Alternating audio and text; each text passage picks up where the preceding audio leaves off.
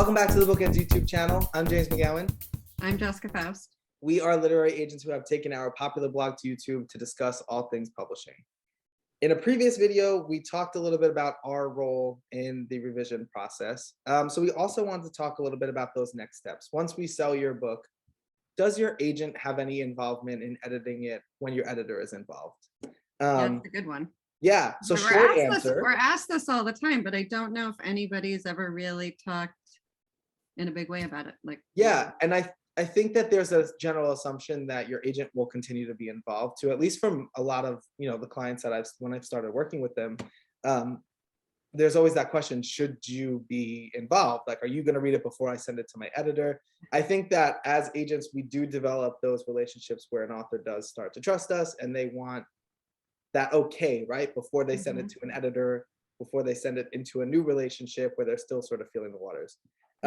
So I think it's very common for folks to think your agent should be involved, but at least the way we approach it, our short answer is almost always no. Do you want to talk about why?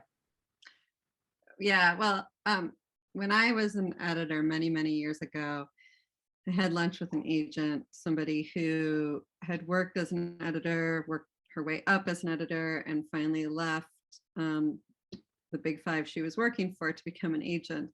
And I huge amount of respect for this agent. I have to say she was instrumental in my career as an editor with the project she sent me and just the kindness and everything. So I had wonderful things to say, but I remember so specifically like those words people say to you that you never forget, Yeah. And she said, I became an agent because I just didn't want to edit anymore. And I feel like that for me is very much my truth as well.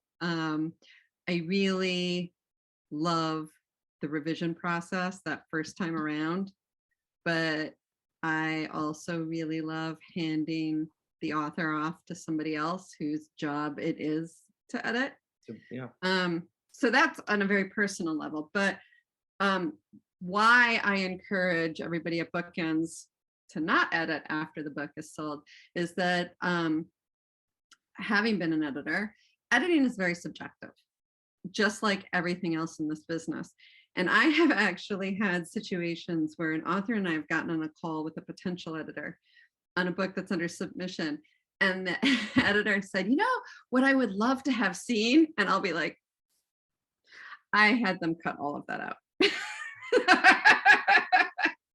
And, it's one thing when you're submitting a book, but it's a whole nother ball game if you send your book to the agent, they have you do all these revisions, and then you send it to your editor, who you're under contract with, who has a completely different vision for the book.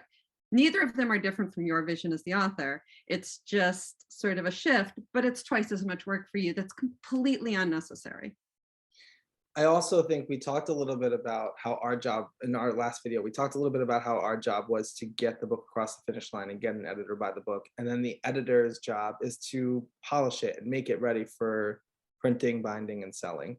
But I think more importantly to like our comments about the actual revision process, we talked about how in the last video, we talked about how publishing is very relationship based. And I think this is prime time. That editing process is where you are building your relationships, and we can only hinder that, I feel, if we're getting in there and doing, like you said, giving you a piece of feedback that then is undone with the editor. And if you do trust one party more than the other, you might have some butting of heads, or you might feel that one person led you wrong while the other did. So I think there's a lot of emotions that can come when you add a second editor to the fray, where if an agent just steps back and allows you to have a direct editing relationship with your editor, that's really where your best work and your best relationship building will come from. So it's almost like our duty to you is to hands off now. Like, we had our fun, and now it's the editor's turn to put their stamp on the book. Yeah, and a couple of things to your point. One is that we talked in our video about revisions about how it is to cross the finish line. It's to get your book sold. That's the editing work we're doing. The editor is doing something similar based on what they know sells at the publishing house and their experiences there. So their editing mind comes from that. But I also want to expand a little bit about what you said about building your relationship with your editor.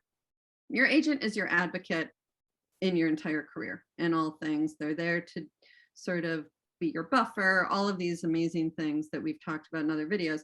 Your editor is your advocate within the house.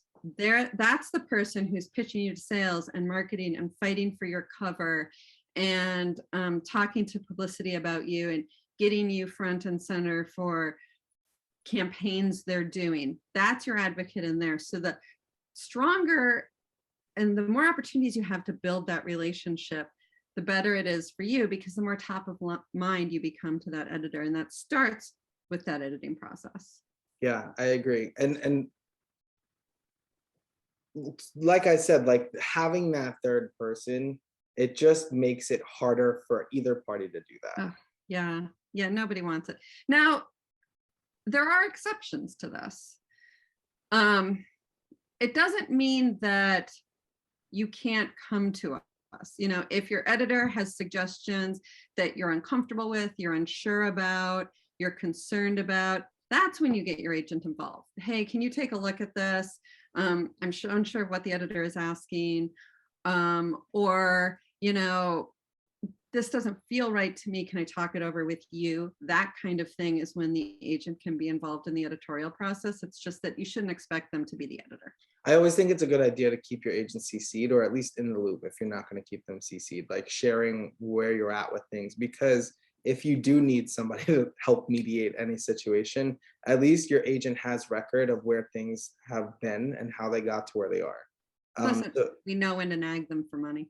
Right, always. but it's true, like it's good to sort of have your agent there, but in most cases your agent will probably take that step back.